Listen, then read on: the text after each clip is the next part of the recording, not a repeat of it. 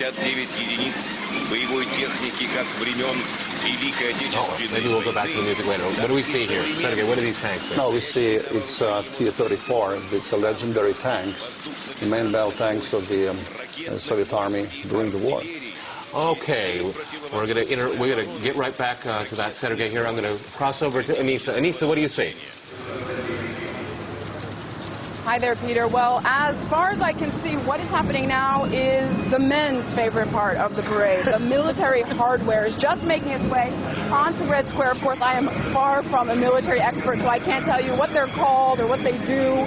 I do know that some of the hardware is exclusive to this year's parade. So we're going to be seeing some tanks and some other hardware that we have never seen before, especially rehearsing, especially being prepared for this 65th anniversary of victory over Nazi Germany. I just want to take a look to see what, we are seeing the tanks come onto Red Square. I'm assuming they'll make their way across and go down towards the Moscow River. These tanks, by the way, made their way down Tverskaya Street, which is like the 5th Avenue of Moscow. So Moscovites got to take a look at all this amazing stuff that we're just about to see. Listen to the roar of those tanks. Can you imagine what the veterans are feeling right now, remembering the first ever parade that took place on this very square exactly 65 years ago? Go ahead. Explain what we're seeing here, okay? This is what battle would it be well known for?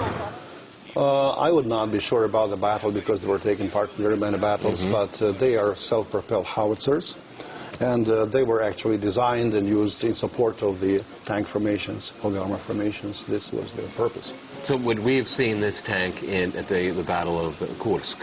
Oh yes, absolutely. Absolutely and definitely. Definitely, because that's what we're designed for. And now what do we have coming up in following the tanks? Now we have the Russian response to the Hummer. Okay. This is the HMTV, which is the... So this is contemporary, this is new. This is contemporary. This is a high mobility transport vehicle. They call it Tiger, or Tiger in Russian. They were initially designed by King Abdullah and Development Bureau, and later on they were sort of finalized and finished and built by the Gaz Automobile Works in Nizhny Novgorod. I've been to that factory, I've seen that. Well, I'm sure. So these are in contemporary use right now? Absolutely. Okay, now is this an upgrade? Because there's been a lot of talk about the reform of the military. A lot needs to be done. You know, it was stagnant in the 1980s, where there was nothing done in the 1990s, and now we've been hearing a lot of talk about military reform. Is it good enough? Is it good enough? It's definitely part of the upgrade. I have never been sort of riding inside that vehicle to give you an assessment of that, but based on the impressions of the other people who rode inside, they say it's a very good vehicle. It's a sturdy vehicle, reliable vehicle, and it actually comes in replacement of WAZ 747. What was it? Of WAZ's vehicle that were used previously for the same purpose. It's my understanding from the new Russian military doctrine that the kind of material that we're seeing and we're watching right now, this is basically defensive purposes. Russia's military policy is for defense. It is not for offense whatsoever. It is to protect the country and the immediate neighborhood. And as President Medvedev pointed out, the world does remain very fragile. We're going through enormous changes, what I call a paradigm shift. We have the economic crisis going on. This makes a lot of countries very jittery.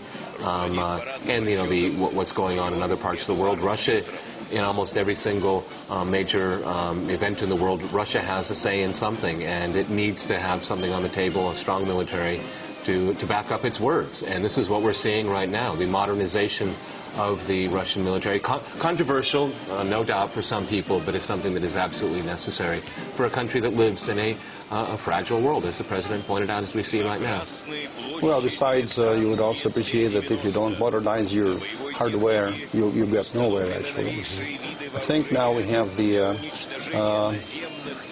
T-90 tanks coming to the... Now these are new again, right? These are new tanks. These are new. It's a main build tank, and it has a lot of advantages compared to some other similar vehicles. That it's a lot lighter.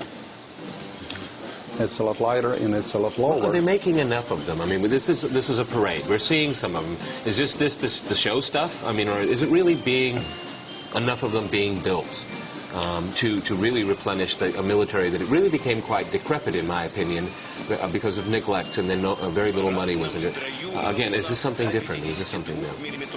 Well, this now we come to the systems which are self-propelled howitzer, which is howitzers are always used in support of the actions of the main troops. And, well, this looks pretty impressive here. I mean, is this world class? I mean, is this something yes, that? Okay. Definitely, it's world class. And, how do you define it as world class? I mean, it's speed, it's firepower, it's lightness. I don't understand. Combined all these things that you have mentioned, both speed and firepower and the other things, and they have already been used in various situations in various military conflicts. It looks like they're going pretty fast. Oh, yeah. All right, next in line, Sergei, what do we got? Now, these are the anti-aircraft. This is, I understand it's S-400. And in NATO they're known as A-21 Growler. And it's the S-300s that the controversial ones could be sold to Iran. Yeah, but this is step number 2 following that. Okay, the successor of this upgrade of that. They known as A-21 Growler. Again, this is internationally competitive war material. Well, based on some of the assessments or judgments passed by Russian experts, military experts, they are unprecedentedly better than any other vehicle. And cost-effective. Cost-effective, too. Cost-effective, too. Can't see too well. I think we have a new item. That was a flamethrower. And it comes under 2 names. One of them is Buratino, which is Pinocchio. Like it or not, not a very good name for such a weapon as a flamethrower, but anyways, like that. And the other is Suncepek, which is like sunshine, not sunshine, sunburn, actually. It's like that. Now, what have we here now? Again, we have more pictures here of veterans. I mean, this is a very important event for them. Absolutely. And unfortunately, because of the economic catastrophe of the 1990s, a lot of veterans were I'll say it, forgotten. And it's only been in the last few years, last decade, that they've become a priority again for society, when society had its only priority was to survive during the catastrophe of the 90s. Now they've had time to turn back and to remember the people that saved them from catastrophe. Yeah, there was a lapse, and this lapse has now been refilled, so to say. The gap that in the production of Russian military inventory and the upgrade has been refilled now. Okay, as a former military officer, does the world need to be afraid of Russia's military? I don't think so. Definitely not, because even those stories about the aggressiveness of the Soviets in the past, I think they were largely exaggerated at the time. Because if you look at that, it was quid pro quo, because they spoke about the aggressiveness of the NATO forces. I think it's just, again, the history of this part of the world is so misunderstood beyond this region. It's been very volatile, and Russia has been invaded in over 100 of the centuries have been invaded over and over again. So there is a built-in sensitivity, needless to say, about defense. This is true. This is true, but the famous expression to keep your powder dry, it's what we're trying to do. Were those some kind of missiles that we saw that were on? There was Top-LM, or... There we go. Absolutely.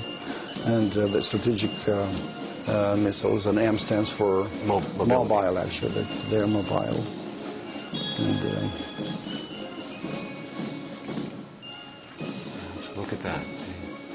I suppose the veterans that are watching this, they must be very, very proud, because as the Soviet Union collapsed, so did Russian military power, and this is so much part of their, their essence, their participation in saving this country and countries from fascism, and I don't say that in a militaristic sense, okay, but it's like standing guard to make sure nothing like that could ever happen again, as President Medvedev said in his speech.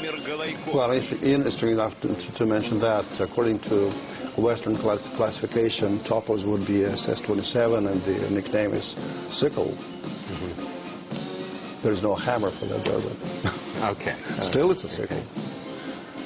No. I understand this year's parade is about 15 minutes longer. Is it because we're going to see more weapon systems, or just because more people showed up, or a variety of reasons? Well, I think that the historic component has to play a role, and certainly they are showing more inventory. When we look at these images here, these pictures of the military, is this a message that Russia's has gotten its house in order, meaning that it's got its economy in order, its society is stabilized, its military is again being modernized? I mean, all the necessary things to have a successful nation state, when so many nation states around the world are in bad shape. I would agree with that, because military parades, they have been in Russia until 1957 previously. They were stopped in 1957, if you know what I mean. And following that, they were sort of staged occasionally, and this is one of the biggest occasions. And the reason for a parade, we always have to speak about the reason, is to show the world that we kind of are capable of maintaining our armed forces in order. And I think this is a signal to other countries to respect a country that is capable of maintaining its armed forces in order.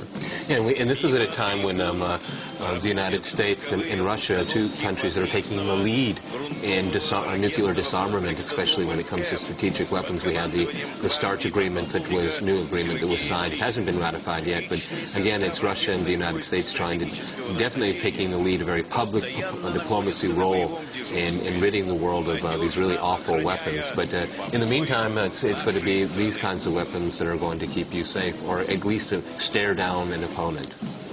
Yes, this is also true. Meantime, there is such a nice word as sufficiency. And it is, you should not, or no country wants to take exorbitant expenses in order to keep unnecessary forces.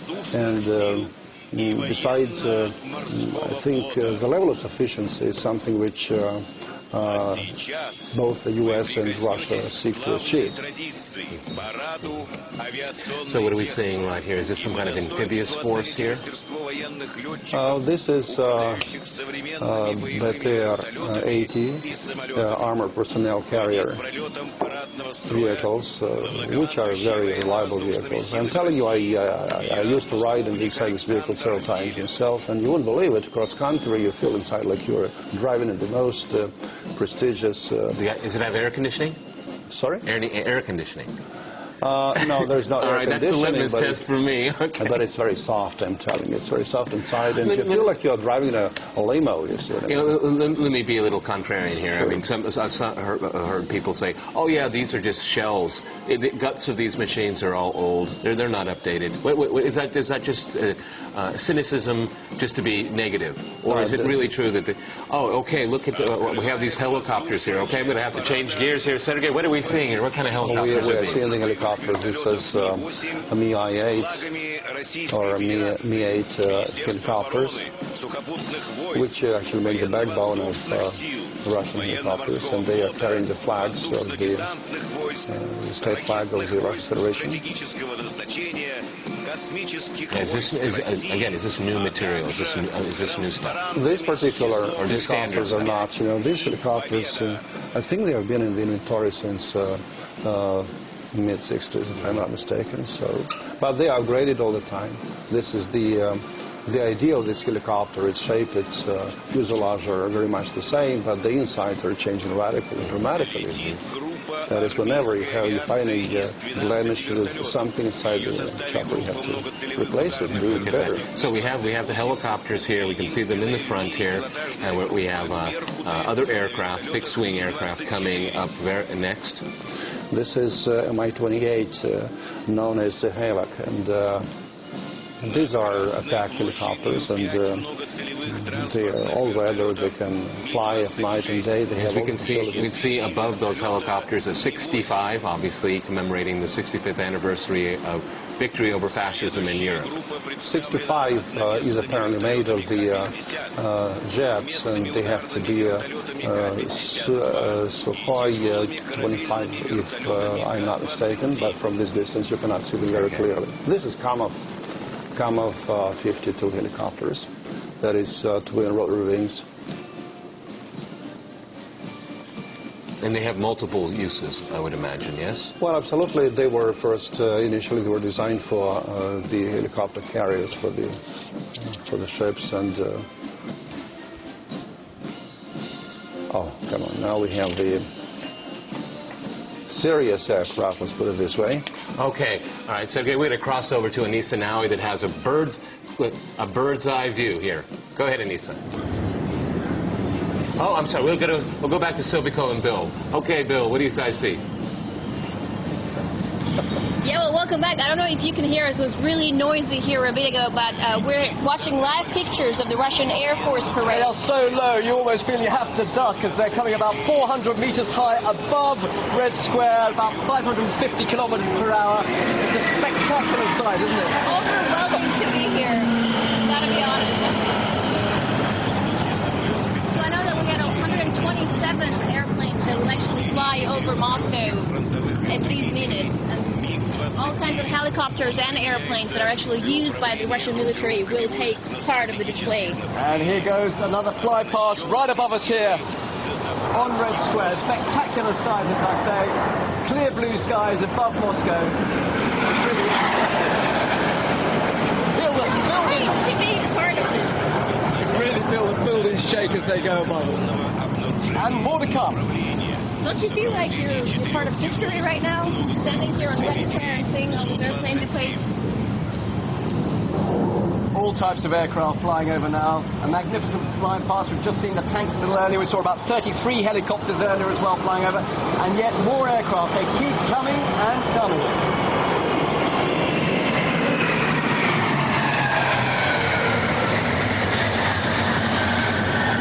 A while ago, ground was shaking underneath us.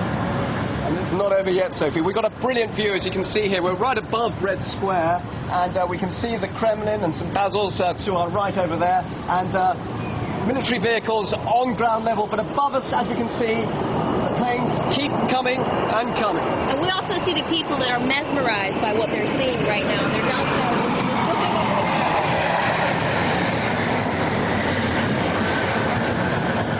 Right, Sophie, every time we get a fly past, we hear a big cheer. There's a big crowd just below this building which we're on at the moment, and we can hear them cheering each time the fly past goes above us across Red Square here.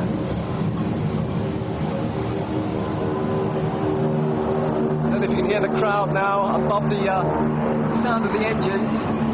These are prop planes coming over. It's starting with the small helicopters, and the planes are getting bigger and bigger. But it's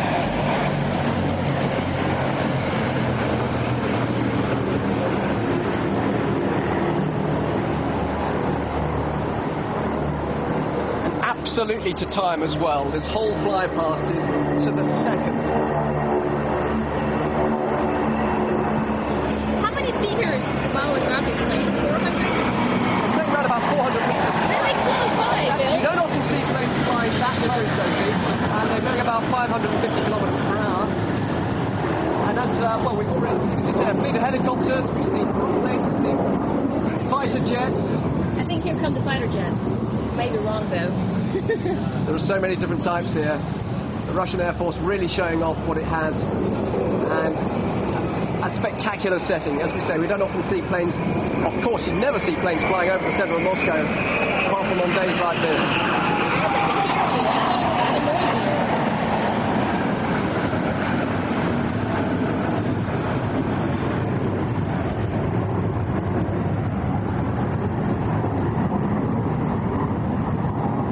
So that's how it looks from the rooftops here in Red Square with me and Sophie Shevardnadze. I'm really enjoying the sights here. The crowds below us in the street, you can hear them cheering as more and more planes keep flying over. And we can see President Medvedev enjoying the sight as well. He's smiling the whole time.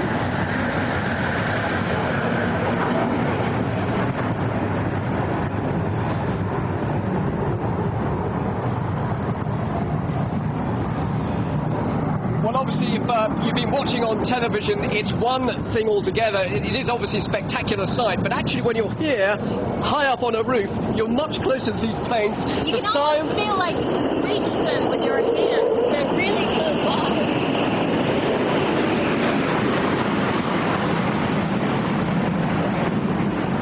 And you couldn't ask for better conditions as we see these planes, this wonderful flyover, 127 planes flying over the center of Moscow. As I said earlier, you never see planes anyway, even commercial jets flying over the center of Moscow. Definitely not this close to us. And true Victory Day weather, clear skies. We saw the helicopters earlier, and now the planes just keep coming and coming.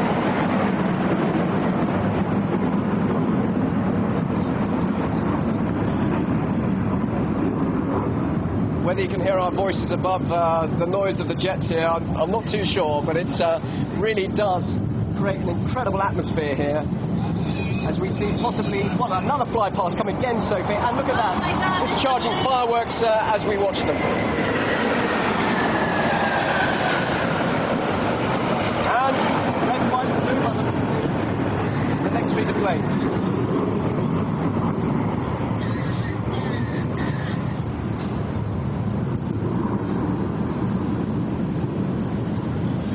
There we go, the Russian colours, red, white and blue there. Not to be mixed with the French. This must be the finale now. This must be the finale of the flypast. We're watching it here high above on the rooftops above I don't know Red if you Square. can hear the people cheering. Everyone's cheering. They saw the Russian flag colors and everyone's cheering below us right now. And that is the finale. As we can see, the colours in that clear blue sky. Red, white and blue, flying above us at about 550 kilometers per hour, and very noisy as well. A truly beautiful display, though.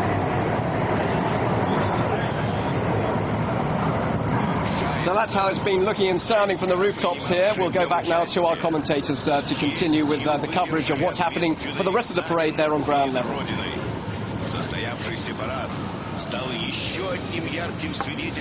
Okay, thank you for that. Thank you, Bill and Sofiko, for that. Oh, it's a spectacular show. Unbelievable. What a nice, I guess, pre-finale there, because now we have another parade here, music being played. But, Sergei, I mean, what did you see? Were you impressed? I mean, being a former military man. Yes, undoubtedly I'm impressed. And, I only want to compliment the pilots that are piloting those Now, you said planes. it's very complicated to do that kind of formation. Absolutely. The rhombus formation that they were flying in is very complicated because the distance between their wings is minimal. And one long move, and they have to be very well trained to do it. Spectacular. It actually shows the expertise of the pilots that are piloting them. So now we're coming up to some music, presumably, that's being played. I think it's the final part, the finale, so to say. Now, do we have, from what you can tell from the uniforms, is this all Russian, or do we have some other? They certainly are not. This is okay. This is international. Okay, I just want to make sure. That's why you're sitting here. Okay. So this could be presumably the French that are playing. Correct. Are they playing the same tune? Why don't we just leave? Yes. Let's listen in for just a minute or so.